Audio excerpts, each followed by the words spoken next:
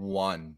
Good morning. If you feel like it would be great to get a phone call one day from a client that just tells you, hey, I'm ready to work with you. Come on over and let me know where I sign. And they don't try and discount your rate. You are in the right place. In today's segment, I'm actually going to break down how I get a lot of those phone calls, what I've done over the last decade, and give you 2 or 3 tools that you can implement today to start helping you work towards those type of phone calls. But more than that, I'm going to give you a little bit more of a secret. I'm going to teach you how to find the right fit clients, team members, and partners so that when you do the work, you feel like you would do it for free because it's so much fun to work with the right people. Jump in the comments and let me know if you've ever worked with a client that you felt like just completely de-energized working with. Like every time the phone would ring, you just get this moment of anxiety where you don't want to pick it up because you know what's on the other side of that call. When I was coming up in real estate, I had hundreds, if not thousands of those phone calls. And it took me a very long time to identify who that core client type was that really did bring me joy, that I was happy to put in an overarching number of hours into a file for because I wanted to stand in the gap for that person. I also, over the years, was able to identify who the wrong people were and who essentially was an energy vampire to me that I shouldn't be working with. And as I keep refining this, I can tell you the joy and the happiness that I find in my work today is just a marker of what my future is going to be like. So I'm not going to waste any more time. I'm actually going to share my screen here. I'm on the audio podcast Clubhouse as well. So I'm going to be cognizant that this is an audio podcast at the same time. But on my stream right now, you see a list of properties. And if I actually click, say, the popular ones on the YouTube channel, you're going to see a list of banger videos. But what's really interesting about this is every single one of these houses has a different story. And every single one of these houses has a different client type. So I'm going to highlight a couple clients that really stood out to me. And this one here in the top left-hand corner, I'm showing a beautiful riverfront property in Grand Bend. Sold this property. It was a record-setting sale backing onto the Sauble River on Wee Lakes, Jenison Crescent, a private enclave of 32 homes with a sprig-fed lake. Actually have another listing coming up there. But when I got the call, this guy called me and it came via referral. So he owned a commercial electrical company, had heard phenomenal things about what we do, but more than anything, he had seen our media online and he had been following it for some time. So he said, hey, I've already got an agent kind of lined up. He's somebody that'll do it for a really cheap commission, but I'm so curious about what you do. So I was able to walk into this meeting, have a conversation with them. And because he was a business owner, when I explained to him what we do on the media side and my actual track record, the commission wasn't even part of a conversation. Like there was a difference. If I think about it, there was an agent that was going to do it for, call it $30,000 less than me. And a lot of people watching this probably think, well, real estate agents are like chairs, right? Like they're just going to go with whoever does it for the cheapest because essentially they're all going to get the same result. The market sets the price. Or do they? Because in this instance with this specific property, and I'll play the video on the background so you guys can watch some of the content that we shot while we were doing it. The content yielded a result of a purchaser who saw the value in the property beyond what a discount agent had perceived value, like to the tune of over $200,000 difference. So the perceived value initially was, well, this agent's going to do it for $30,000 cheaper, would have left this seller to think, well, or never known that he left over $200,000 on the table. So he could have paid me 10% commission and he probably still would have made more money than if he went with somebody who's much, much cheaper. What is the moral of the story? The moral of the story is this client understood the perceived value of what media and content creation could do on the impact of his sale. Also, the way we operate in real estate allows us to supersede the marketplace. And when there's so much inventory, stand out and get in front of the right people. There is a science behind what we do. We are able to get in front of the right people using media and technology. We're like the Death Star for real estate. I will find that person and serve them the property versus the industry, which everybody just waits for somebody to find their property on MLS. All the descriptions sound the same. Everything's ubiquitous. That is our value proposition. But going back to the moral of this story and why I'm bringing up the case study, the people that I worked with in this instance understood the overarching value of what we provided and were in proper alignment with us. Case study number 2, which I'm not going to screen share any specific properties, but I'm going to give you just a high level idea of somebody I didn't want to work with. There's somebody that called me to list a property, and that property had some challenges in terms of hurdles the buyers would have to overcome in order to see their perceived value in the property. That the next direct comparable on their street sold for, let's call it $600,000. And these people wanted $800,000, $200,000 more when there's a house that's sold that's virtually identical, couple houses down, like call it a month or so prior to that listing. So we strategized with them, had the exact same conversations I had with this client, and told them this is going to be our process. We're going to do this from the media front. We're going to bring in a boatload of leads. We're going to qualify them. It's going to be a process. You have to trust that we have your best interest at heart. And if we're giving you advice, it is in alignment and that we're not just trying to get a quick sale, right? Which is what a lot of those called volume agents try and do. We are partners in this. And we went through the process, sold the property, ended up getting the over $200,000 more than the neighbor did. So look at that, case study number 2, where we brought overarching value to what the marketplace was. But at the end of the transaction, this client asked for a commission discount or a kickback. And when I look at the scope of the transaction, I really struggled, right? I was like, well, look at what we did. Like, I don't understand why they're asking for a discount at the very end. But hey, let's have an interaction. And I'm always willing to hear people out. And this is like the behind the scenes stuff nobody hears in real estate. Had a discussion with them, and they were able to bring up 2 or 3 things that they had documented through the process of all the hundreds of tasks and hours and hours and hours we put into this listing that could be identified as somebody missing the ball on something, right? From the team perspective, we have a large team. We're doing a lot of things to try and move the needle, and something had happened where it was minimal in the grand scope of things and happens in the industry, but a clearly identified open loop. So I looked at that, had a discussion with the team, had a discussion with my partner, and we ended up coming back to them and saying, hey, here's the scope of everything that we did. We're going to leave it in your hands. Yes, we'd be willing to give you this discount, but we just wanted to table the whole scope of what we did just to make sure you feel valued. Like, we want you doing backflips for what we did, but we are human beings. Things like this are going to happen. If we work together in the future, things are going to happen. But are you more worried about the things that happen, like the small things that aren't a major issue if you get a great net effective result, or are you more concerned about the discount than the net effective result? The way that relationship worked out was they were definitely more concerned about saving a couple grand on a kickback than the net effective result. What that made me identify after I did the transaction was not that they're bad people, not that I can't understand that maybe they're investors and that discount to them they're looking at as, a P&L statement. I'm going to apply that somewhere else. But what that did make me identify is, well, I know thousands of investors. And when it comes to deal flow, the people that I'm going to give the deal flow to and the clients I am going to want to work with are the ones that understand the long game and the relationship piece, that are not going to commodify a transaction and discount somebody's value over something that would be deemed fairly minimal. Now, I was able to plug that hole in our system, so it was a great opportunity. I'm never going to shy away from the opportunity to improve. We're working on improving communication with some of our clients today. But the key in both of those stories and how I find my right fit clients, before I give you some of the hacks on how to do it, is doing what's called an after action report after every single transaction you do with a client. And if I am a sneaker salesman selling custom sneakers in New York City, after I sell a pair of shoes, maybe I sit down and I have to look at, what did I do well? What did I do poorly? And what could I improve on? And if I start tracking that over time, over my transactions, I'm going to see through lines that are going to give me the ability to pivot my business towards my areas of strength and opportunity. Prime Real Estate, my company that operates in Southwestern Ontario, Canada, primarily known for being market experts. People come to us for our market intelligence. Second, they come to us for our marketing, because we also own a production company called Prime Media Productions and Prime Media Agency. So our reach is much bigger than even if you just use MLS. We get 5 to 10 times the amount of leads as MLS. Imagine that.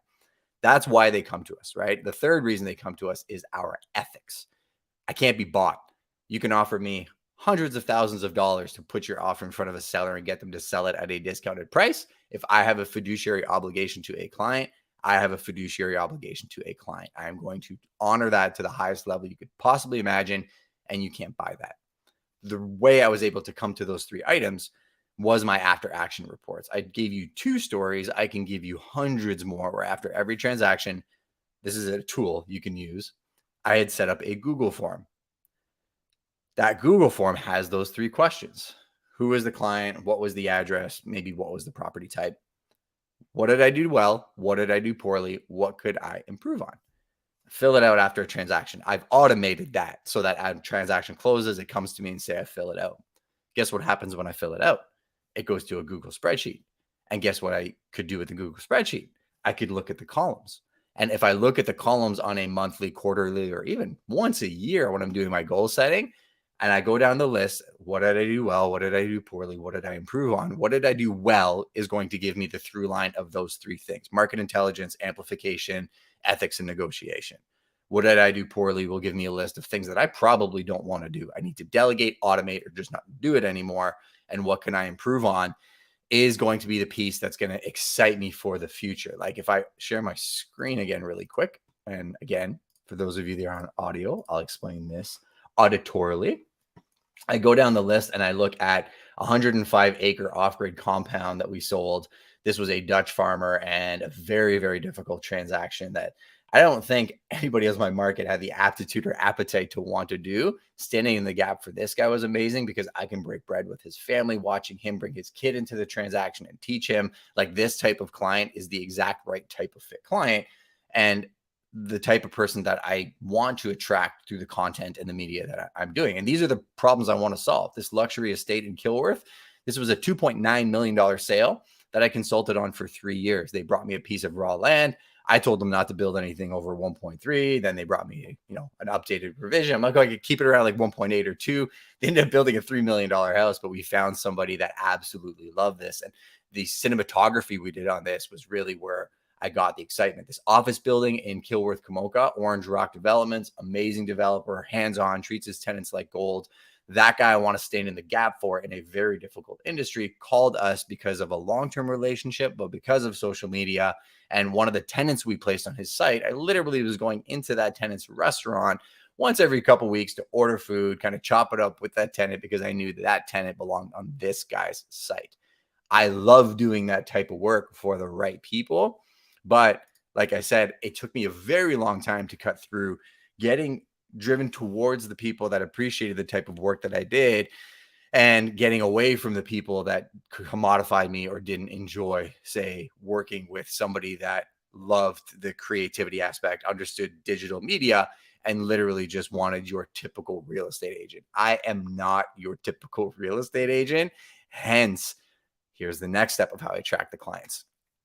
When I'm producing content, and you can go to my Instagram, you can look at my stories, you can look at my feed, you can look at my YouTube channels, you will see most of the content that I put out is around those 3 things: market intelligence, right? Amplification and media, and ethics and negotiation. I've divided my platforms into prime real estate, which is consumer focused buyers, sellers, investors. From a global perspective, I say this all the time: if you're looking for an agent anywhere, I'm your guy. You text me, even if I'm in Southwestern Ontario, Canada, and I'll connect you with somebody in the UK, Australia, Israel. I can connect you with Ryan Serhant in New York. I can connect you with the Altman brothers in California, because I've spent a long, long, long time building my network. And these are people that I actually have connections with, not just random brokerages that I call and you get assigned some junior intern, which is what normally happens when you ask somebody for a referral. They call the logo that's on their chest. That office assigns you a junior agent because they need to learn on somebody. So why not you? Not something that I do ever. So I really make it known to people that, hey, this is what I do and this is what I'm known for. The second thing that I do is I'm very, very consistent with the content that I put out. So as I'm doing my AARs and as I'm working on my files, I am building a data set that then becomes very easy for me to talk about because it's front and center. But if you're not reviewing it, you're never going to know who that ideal client is. If I don't care what industry you're in, jump in the comments and let me know and tell me who the favorite client you ever had was And I promise you, just by putting it out there, that type of client will find their way into your life, and other types of clients like them will find their way into your life. Also, you have multi-billion-dollar companies that will work for you for free. Facebook, YouTube, Instagram, which is owned by Facebook, TikTok, all of these platforms are geared to do exactly what I told you. Is if you're concise about who you're speaking to, the words you say, the hashtags, the captions, everything you do on your platform, these platforms are looking to find that person and serve them the content. And once that person watches your content for long enough time, consistently enough, the platforms will say, oh, that's who watches the content. I have data points on 4 billion other people that watch the same type of content, and I'm going to go find them as well. I have lots of other videos on this channel where I break down YouTube, the science behind YouTube. I talk about social media content creation. I break down how I come up with my ideas, how I distribute them, how I shoot them and edit it, all that stuff that makes you think that I couldn't possibly do this. You're wrong. You 100% can do it. You can literally just pick up your phone and post 4 stories a day talking about your ideal client type and the markets that you love to work in, not at them, but to them as if they're on the other side of the camera, and your phone will start ringing. But if I go back to the beginning, if you don't spend the time working through identifying those clients, you don't know who you're talking to, which is why most people don't grow on social media. And once you start growing, you can go find friends of mine like Kim Walsh Phillips and grow your accounts massively, because you can say, hey, this is exactly who I'm talking to. And they can show you how to ramp it up with paid media. But here's another hack and another tool that I do that is very helpful at identifying the core clients. And this is a little bit more organic. Grab a notepad, grab a pen, print off every deal you did for the last year. Hopefully you track those somewhere in a spreadsheet, QuickBooks, whatever it is, right? Just print off, say you did 100 transactions. And I want you to go through those transactions, and I want you to just rate them 1 to 10. 7 is not an option. Now, understand everything that I'm saying and these stories that I'm telling, not every client's a right fit client, right? I'm going to do the work I don't want to do the work I want to do. I'm still going to. I'm going to work with all kinds of people. Some are going to be right fits, some are going to be like almost right fit, and some are going to be amazing fits.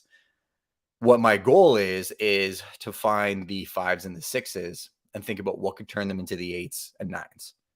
What my goal is to find the 1s and 2s and potentially just say, hey, probably going to say no the next time a 1 or 2 calls me so I can over deliver to my 8s and 10s. But that little hack right there, even if you did it in your AAR, would yield so much opportunity, because so often, especially in the real estate world, we end up in a place where we say yes to the wrong clients and then we let down the right clients. I heard something once that made all the difference in the world. And then I'm going to land my plane, go back to Clubhouse and do some Q&A. And somebody told me, what if you could never have another lead? What if you could never have another Facebook lead or another signed call or anything or referral? How differently would you treat your past clients knowing that? And if you're watching this, I bet that just brought forth an emotion of like, oh man, I should call that person. Or start thinking about clients that are your 8s and 10s that you haven't been paying attention to because you're chasing the 1s and 2s or the unicorns that are never actually going to work with you. Right? You need to get very, very clear and intentional on who you want to work with, but it starts with doing the actual work and not being afraid to look at your past transactions, be objective, not tie your emotions, not make up these fake stories about how you're the most amazing person on the face of the earth and there's nowhere that you can improve, but really thoughtfully looking at those stories and looking for the through lines of your 8s and 10s. Because I can tell you, I am finding my 8s and 10s. I'm talking to them right now, because even I talked about my consumer facing platform. My platform is more geared towards people that want to build businesses, that have a fire inside them, that want to get around people that are going to cheer them on, that are super positive. Maybe they're in a space where their coworkers don't really understand their goals and their ambitions, or the levels of their goals and ambitions, and they're making fun of them and they're making them think like, oh, you're crazy. You're never going to do that. Because that was me. I was in a space where, I've seen people and I've heard and I've had screenshot messages sent to me about how my content creation was a waste of time and can't believe he does these videos, doesn't even attract any business with it anyways. But I got signs on a lot of properties and I got a lot of phone calls and I got a lot of right fit clients. So I got away from that, got in the right ecosystem. And this ecosystem, even though it's more speaking to entrepreneurs, business owners, real estate agents, people that, are looking to grow from a personal development standpoint, most of the clients I love working with are you. Most of the clients I absolutely love to work with are also interested in personal development. The ecosystem that I've created, and this goes beyond clients. This has to do with my team members, my referral partners, the people that I'm in alignment with. They are actual operators that are working on personal development and value hard work, candor, and people who are willing to look at their flaws and improve on them. That is my right fit client. So I'm going to ask you who your right fit client is. Drop it in the comments. If there's anything that you want to know more information on, or you want any topics covered on my Friday segments, let me know. That is it for today. I appreciate your time as always, and I will see you next week.